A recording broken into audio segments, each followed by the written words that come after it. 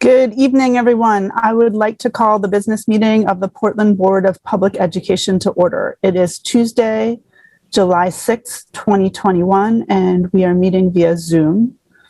May I please ask the superintendent to call the roll? Yes, Madam Chair. Ms. Bondo. Présente. Mr. Burke.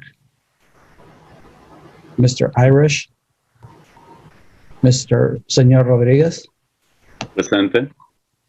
Ms. Russell Better. Here. Ms. Thompson. Here. Ms. Trevorrow. Here. Mr. Youssef. Here. Ms. Allen. Ms. Boxer McCumber. Ms. Chung. Here. Ms. Hill. Ms. Yangala. And Chair Fichter. Here. Thank you so much. So now we're going to move to the pledge. And as with our last meeting, we are going to see on the screen a new video that includes the words. The words move pretty quickly, but the goal with this is that we stay synchronized. So please read what you see and go ahead and unmute yourselves, and we will start the video shortly.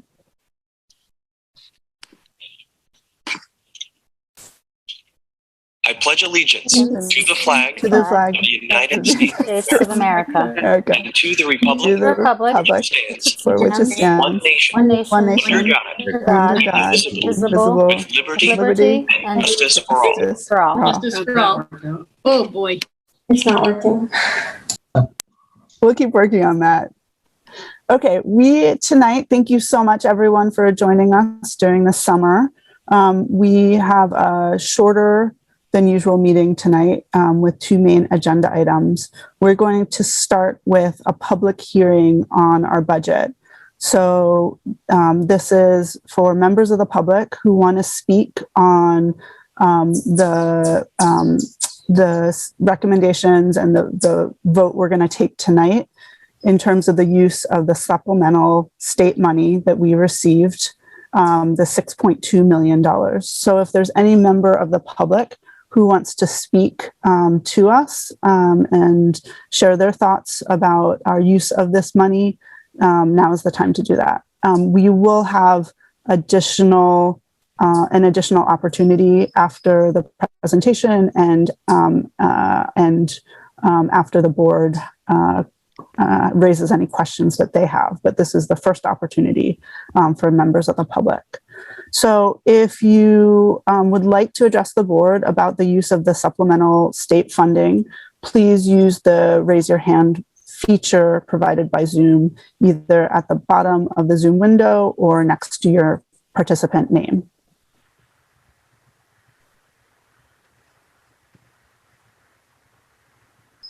Not seeing any hands, but gonna wait another minute or so.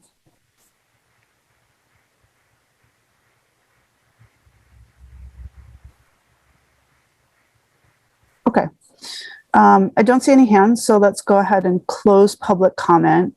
And we're going to move to the report of the chair. I do not have a report tonight, given that this is a special board meeting. And so I'm going to move right to the superintendent for the report of the superintendent. And Mr. Superintendent. Yeah, and I don't have a report either.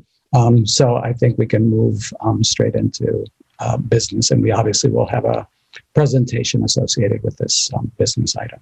Excellent. Thank you. So now we're moving to new business, consideration and action to approve the allocation of $6.2 million in additional FY 2022 EPS as recommended by the Finance Committee, and to forward the approved plan to the Portland City Council for their consideration and approval. Is there a motion? So moved. So moved. Mr. Rodriguez, seconded by Ms. Thompson. Mr. Superintendent, will you please speak to the motion? Yes, and can we promote Ms. Winchenbach, please, to panelists? I just did. Okay. Yeah. So we're going to share a presentation. This presentation is actually in the board docs.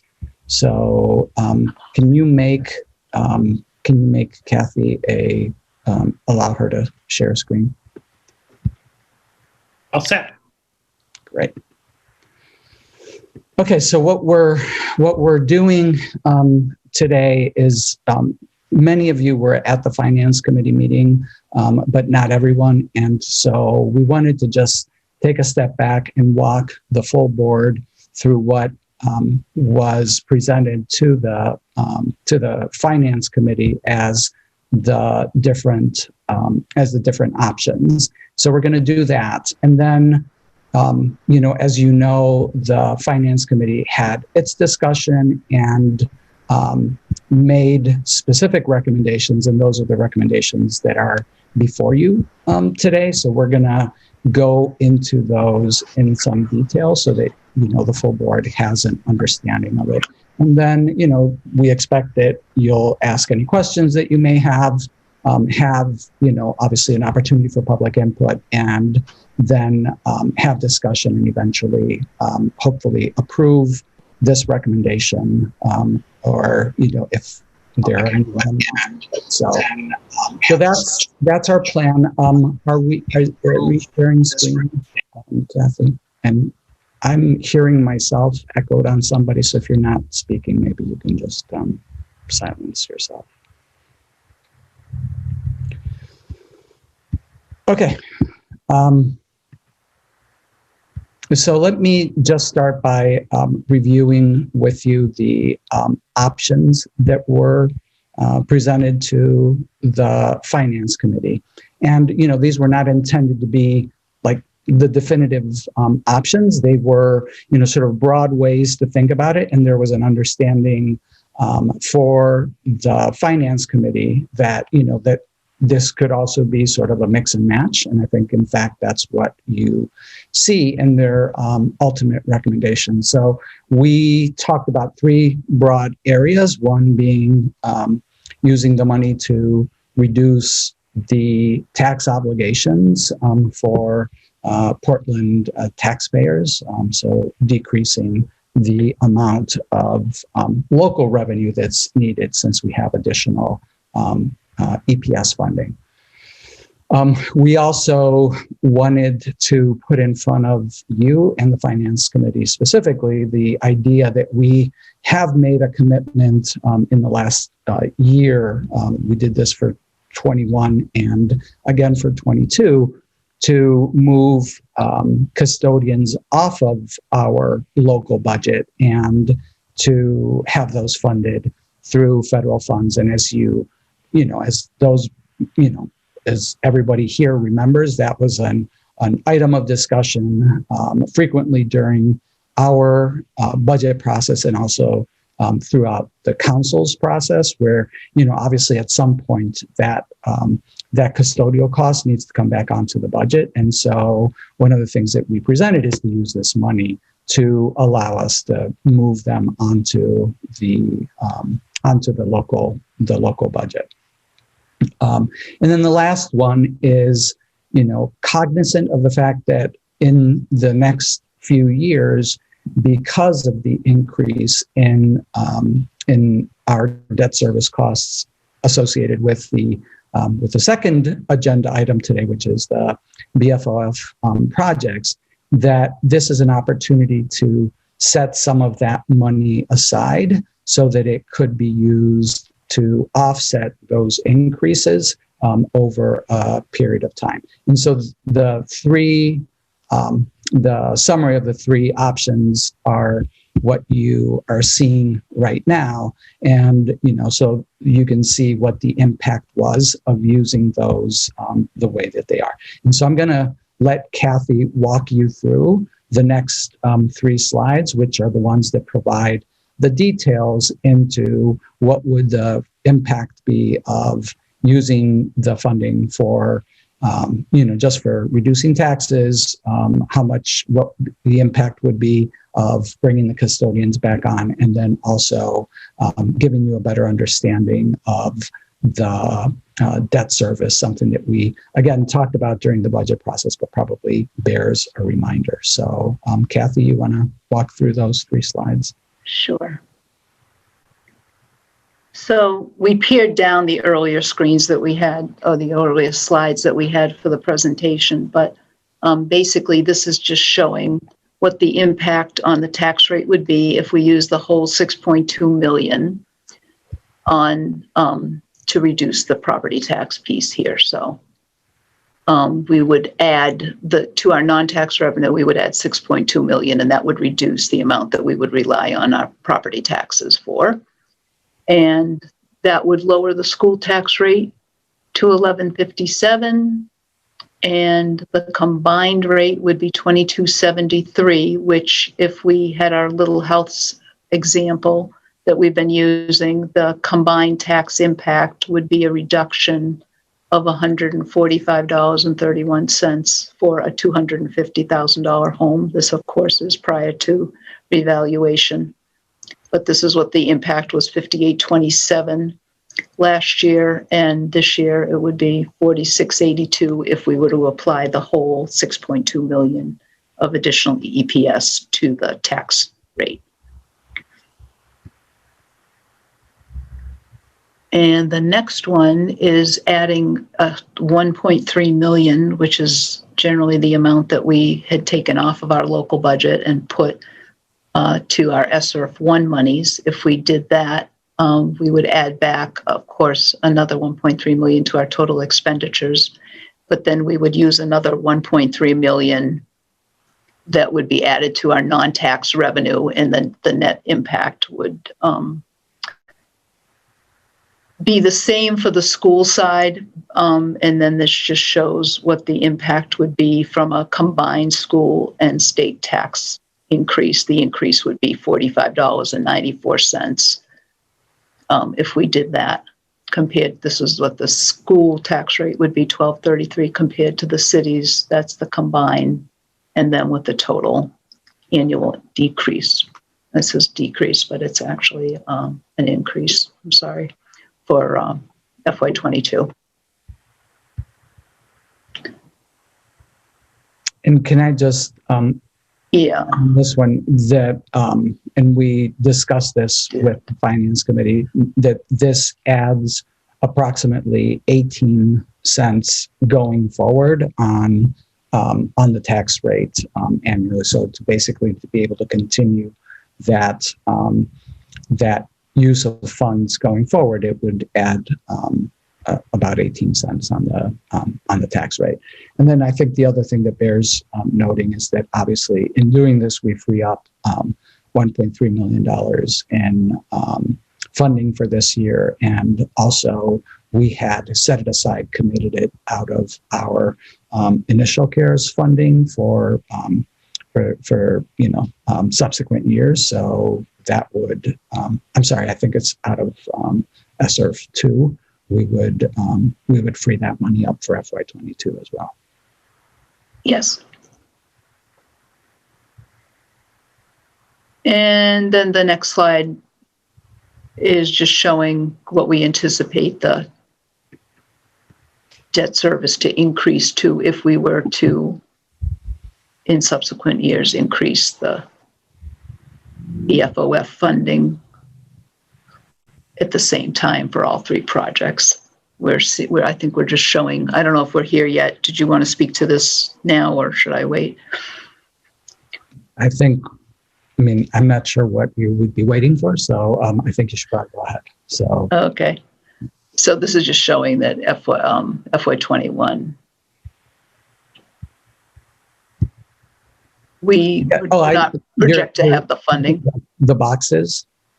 So I think that's just intended to show that in FY21, where we're increasing. We were about 8 million, and come 2027, we will be back at that same level, because the pension bond will disappear on that year. And so at that point, about $3 million in BFOF costs that will continue to go on will be offset by that decrease. So I think that what the intent of the reserve was to use, however much of it is appropriated for that purpose to offset these increases in coming years.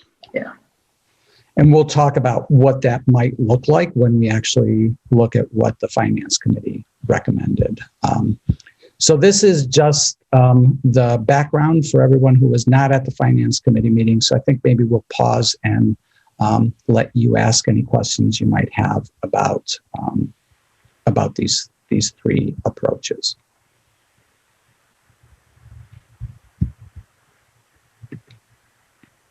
Are there any questions from the board on these three approaches before we get to the Finance Committee recommendation?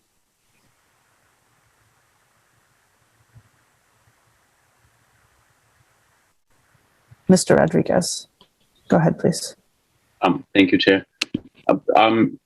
Not in the slides, but we did. I was looking at my notes from the Finance Committee meeting, and when we were doing the year-to-date update, there was a question about an amount that the city, that there was a discrepancy between what the city had and that was allocated for CIP. I just wondered, does that affect our the year-over-year?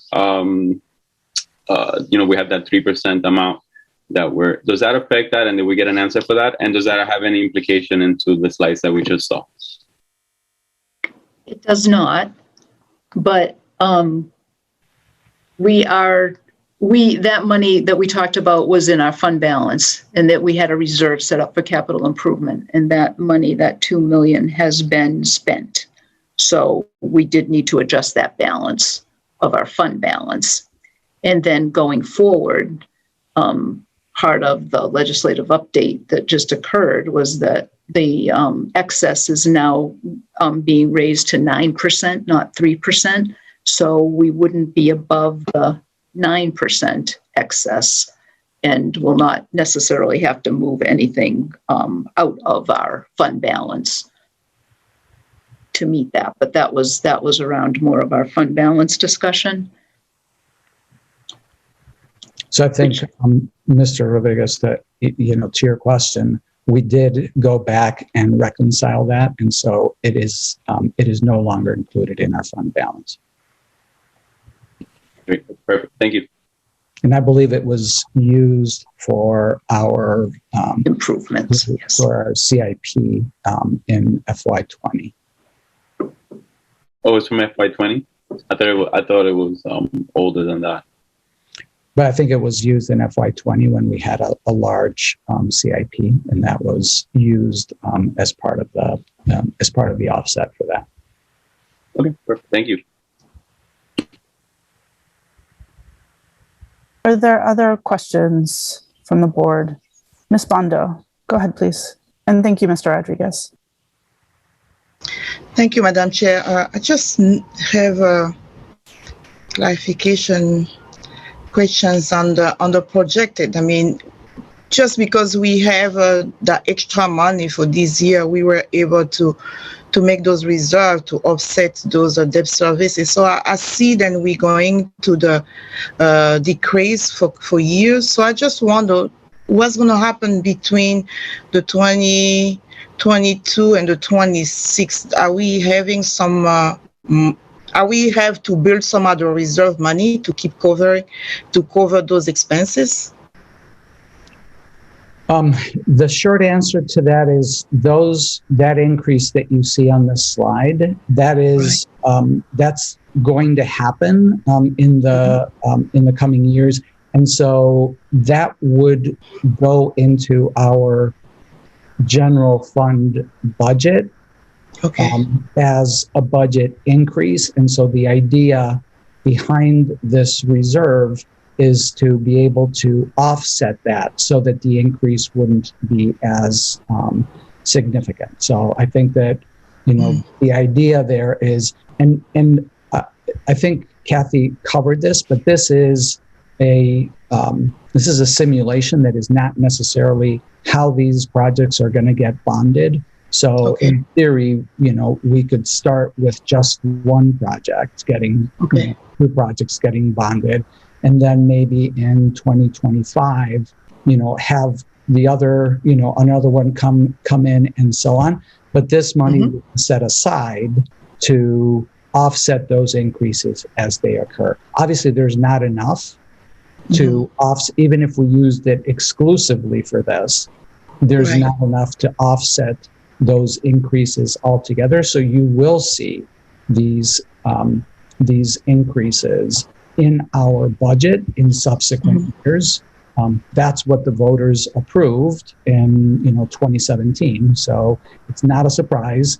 But when you actually see it in the budget, then it's it is noticeable. And so you saw that this year with our budget. One of the largest increases, about $1 million, was additional debt service. Okay.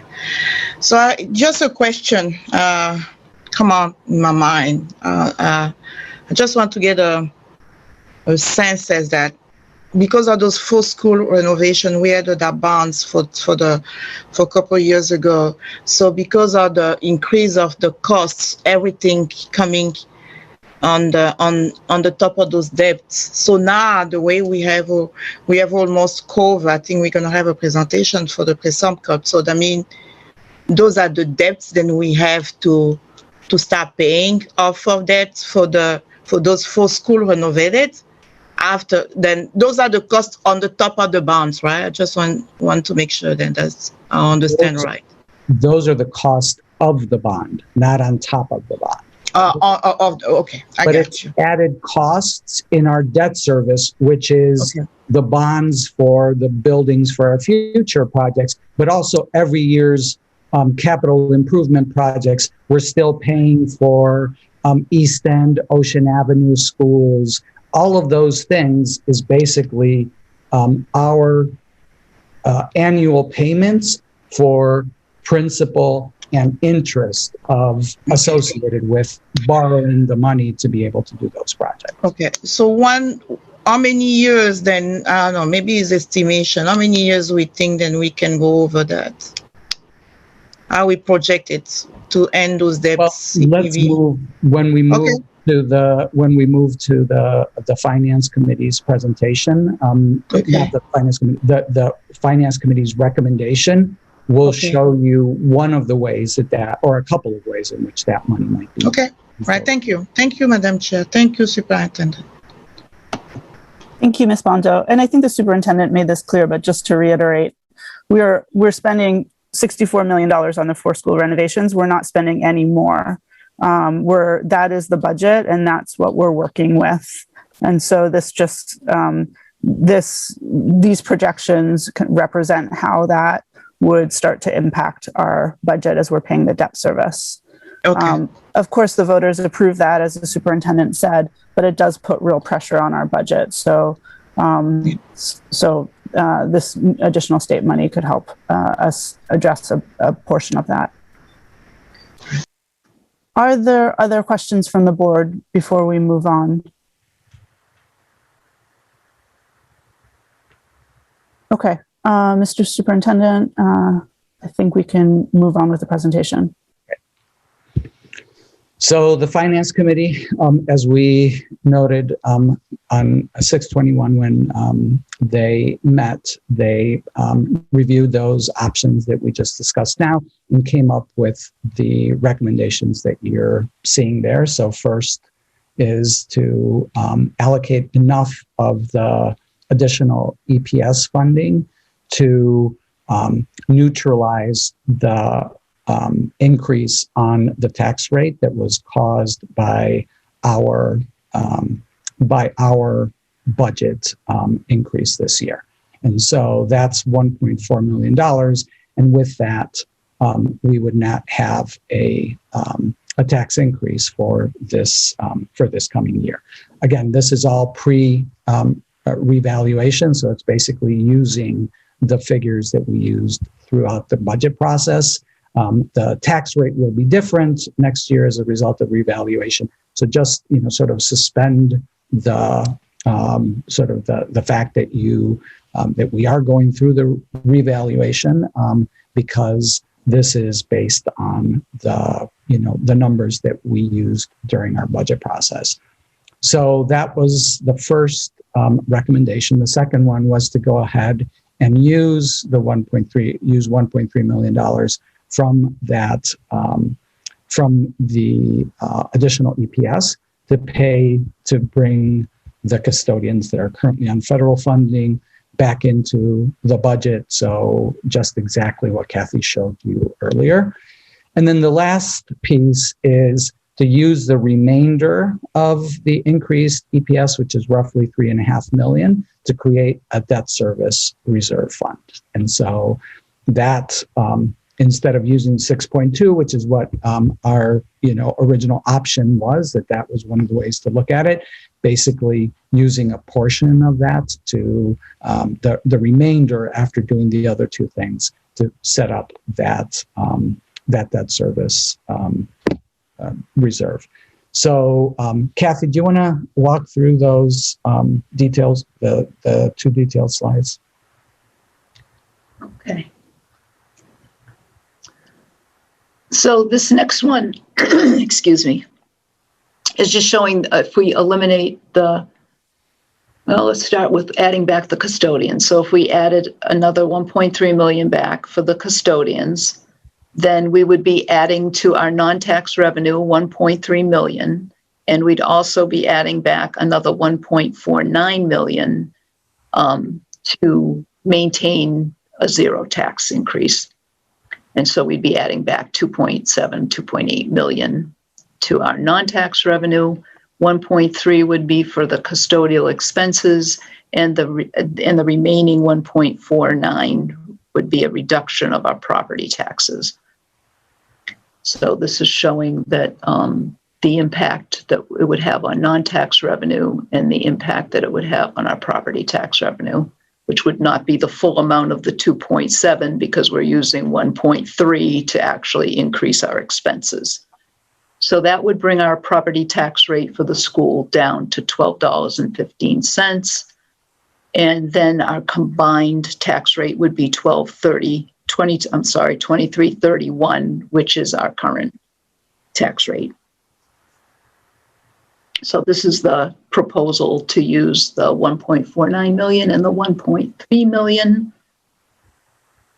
And then the remainder of the 6.2, which is approximately 3.5 million, would be used to create the reserve to fund the debt service, or to at least offset some of our capital costs. And that's this next slide. And this is showing what we project. This is like our worst case scenario, that we would be issuing bonds for all three projects at the same time. And this is what the increase would be. And if we had that, we had just showing a couple of examples of how we could use that 3.5 million. We could use it all in 1 year to offset the largest year increase, or we could spread it over multiple years, or any combination thereof, but the amount would all be in the reserve. And that would be a board decision every year as we do it. Yes.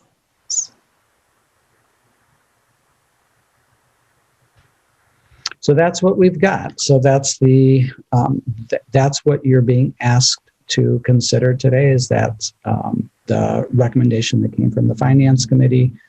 So any clarifying questions that you might have for us, and we'll go from there.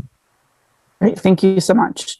I'll just reiterate one point that the superintendent mentioned, but in terms of when the bonds are issued, it has been, the city has made those decisions and is not always predictable. So this is really just a projection of, as Kathy said, the worst case scenario in which the bonds are all issued in the same year.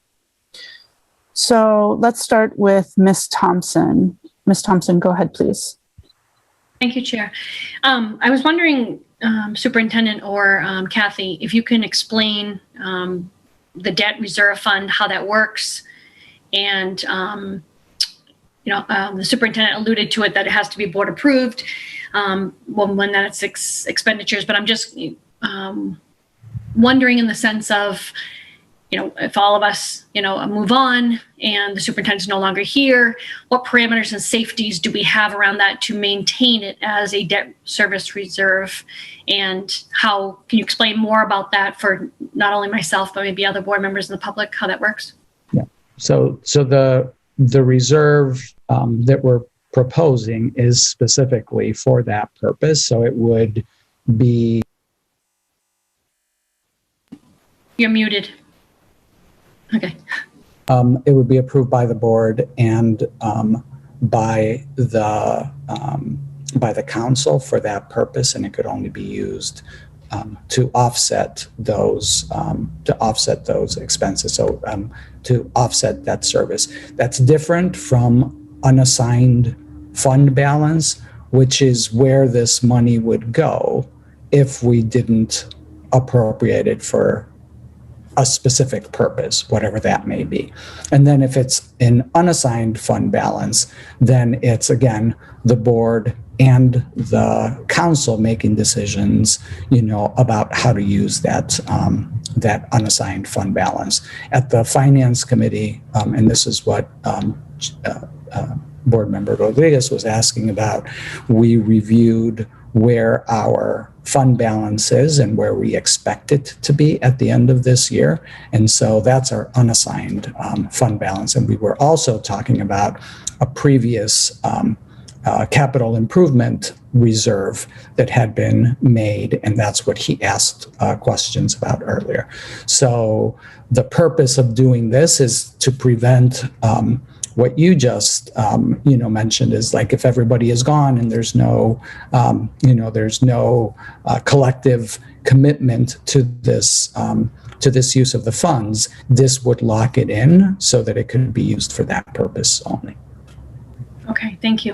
And can you clarify to what I don't know if you have a recommendation at this time, where Kathy was talking about the worst case scenario, and I know that Chair said it too, that with the projected total there, do you have a recommendation to use it for the highest amount, or who will be?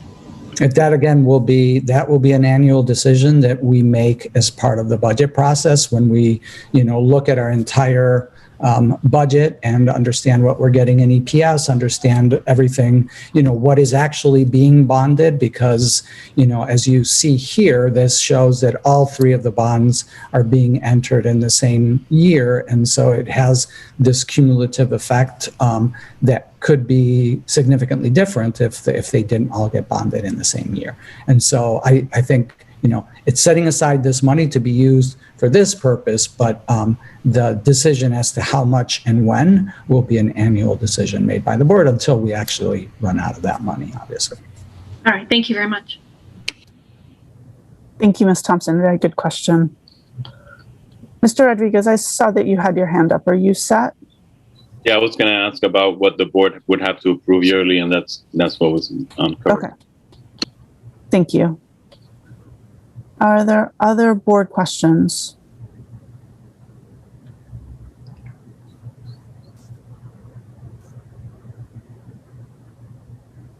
Okay, I think we can move on in the presentation. There's more.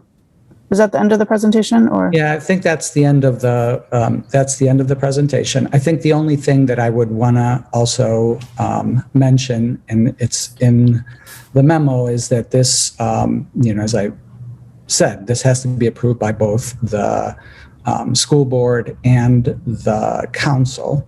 If it was not approved, then this money would go into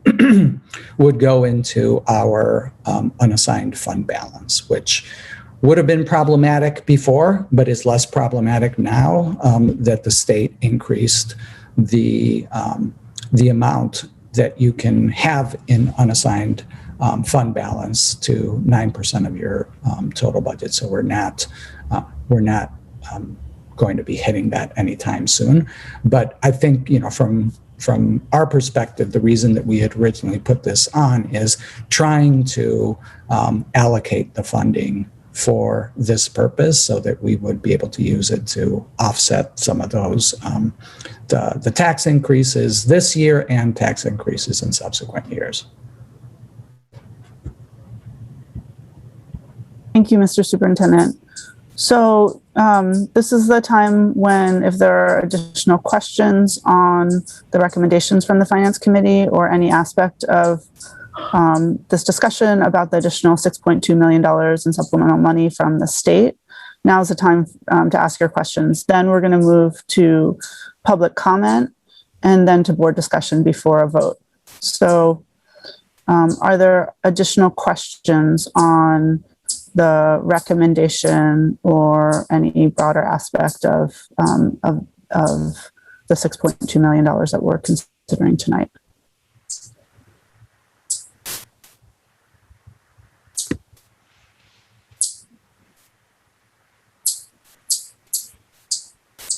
Okay, I don't see further questions from the board, so I'm going to move to public comment. So we're taking public comment specifically now on this budget proposal for spending the additional $6.2 million in funding from the state. If there's any member of the public who would like to speak to the board on this topic, you can use the raise your hand feature provided by Zoom, either at the bottom of the Zoom window or next to your participant name. And I'm going to... Madam Chair, we also have members of the community that are sitting on the panel today. So they also, I know that they're members of the District Advisory Building Committee that are invited for the second item on the agenda. But if they wanted to comment, this would also be the appropriate time for them to do that. Very good point. Thank you so much. Absolutely. I don't see any hands. I'm just going to give folks another minute if there's anyone who wants to address the board on our budget proposal. Okay, I am going to close public comment and move to board discussion.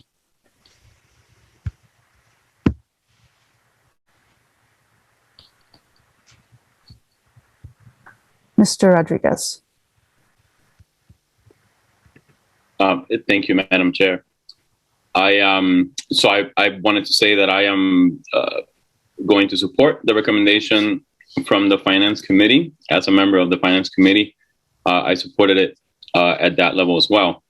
I think that this recommendation acknowledges what we've heard from the council as concerns for the long-term financial stability of our budgets, particularly within the revaluation, the impact of revaluation in the city. So I think the top items that we've addressed, be it the tax relief, the custodians, and certainly the debt relief, are all indicative of what we've had discussions about over the last several months.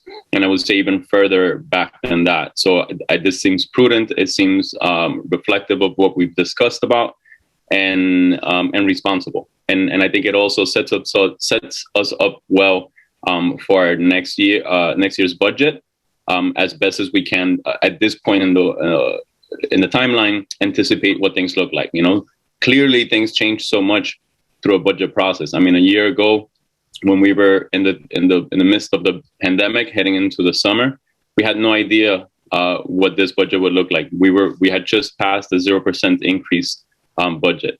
And look at us today. For the first time since 2004, the state finally meeting its statutory requirement of 55% funding of public education, and us trying to rebound off of one of the most challenging school years that all public education districts have had. So again, this is the best case scenario as far as I'm concerned, and I'm looking forward to supporting this recommendation. Thank you.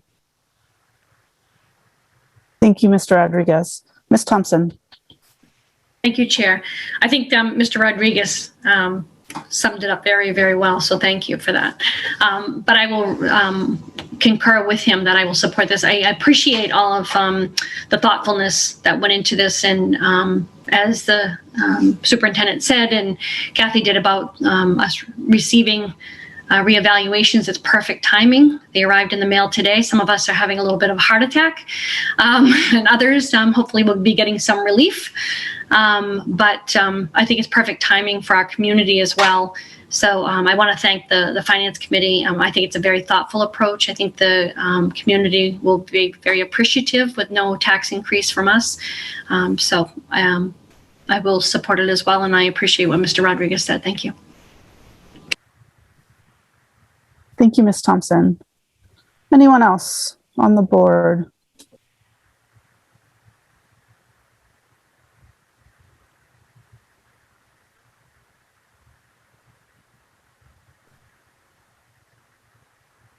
Okay, well, I will close us out by saying that I want to thank the Finance Committee for this recommendation.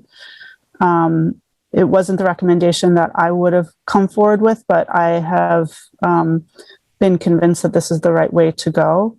And I appreciate the good work of the Finance Committee. And, you know, I should start by saying that we are so fortunate to be in this place because the governor has finally honored the state's obligation to meet the 55% requirement. And tonight we're able to take this action that will put Portland Public Schools on better financial footing in the future. We're going to continue to face budget challenges as the state overall decreases the amount of money that they are contributing to the cost of education in Portland. That's our reality. And this gives us some latitude to plan for that. So I feel incredibly fortunate that we're able to take this step tonight to put us in a better place, on better financial footing for the future. And again, want to just acknowledge the governor for her commitment to public education. It means a lot when you look at the challenges of our budget to have this additional state support. So with that, we can move to a vote.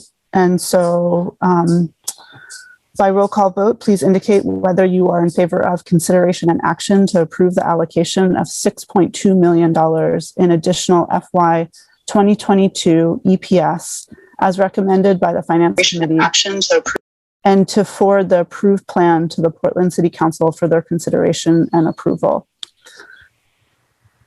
Mr. Superintendent, will you please call the roll? Yes. Ms. Bondo? Yes. Mr. Rodriguez? Yes. Ms. Russell Better? Yes. Ms. Thompson? Yes. Ms. Pivaro? Yes. Mr. Youssef? Yes. Ms. Chung? Yes. And Chair Figdor? Yes. So the motion passes unanimously by a vote of 7-0 with the students voting with the majority. And I do also want to mention that I heard from Mr. Burke and from Mr. Irish, both of whom are unable to join us tonight, that they also support this recommendation. So while they couldn't join us tonight, they wanted me to let you know that. Thank you. And with this, we will begin working with the city to figure out the